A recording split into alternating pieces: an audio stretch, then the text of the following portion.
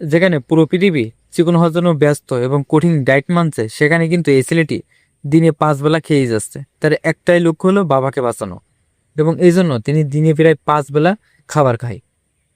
তার একটাই উদ্দেশ্য হলো বাবাকে যেরাম করে হয় বাঁচাতে হবে। তার বাবার ব্লাড ক্যান্সার ধরা পড়েছে, এবং এখনই যদি বোন ম্যারো ট্রান্সফার যদি না করা যায়, তাহলে তার বাবাকে বাঁচানো যাবে না। এই জন্য বোন ম্যারো ট্রান্সফার করার জন্য সর্বনিম্ন ওজন থাকা প্রয়োজন 45 কেজি, এবং সেখানে এই বাচ্চাটির ওজন রয়েছে মাত্র 30 কেজি, এবং এই জন্য সে দিনে 5 বেলা খাবার খাচ্ছে। এবং যেরামগুলো হয় তার একটাই উদ্দেশ্য, তার বাবাকে বাঁচাতে হবে।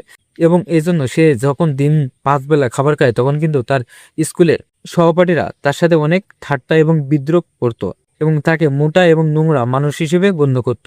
তারপরেও সে কিন্তু কারো কথা শোনেনি এবং কারো কথা মানেনি। তার আত্মস্বজন, বাপ মা সবাই কিন্তু তাকে অনেক বারণ করেছে যে এত তুমি খাচ্ছ, তোমার অনেক ওজন হয়ে যাচ্ছে। তারপরেও সে কারো কথা শোনেনি। সে একটাই কথা বলেছে, আগে বাবা, তারপরে ওজন কমানো যাবে। তার একটাই টার্গেট ছিল 1 মাসের ভিতরে 15 কেজি ওজন বাড়াতে হবে। এবং সে এমনভাবে খাবার খেত, সেই খাবারগুলো সব একেবারে হাই ক্যালোরির খাবার ছিল।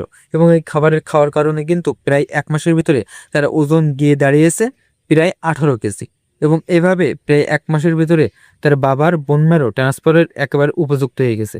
এবং 2019 সালের সেপ্টেম্বর মাসে তিনি সফলভাবে তার বাবাকে বোন ম্যারো দিয়েছিল। এবং এভাবে তার বাবা এবং ছেলে দুজনে এখন সুস্থ আছে।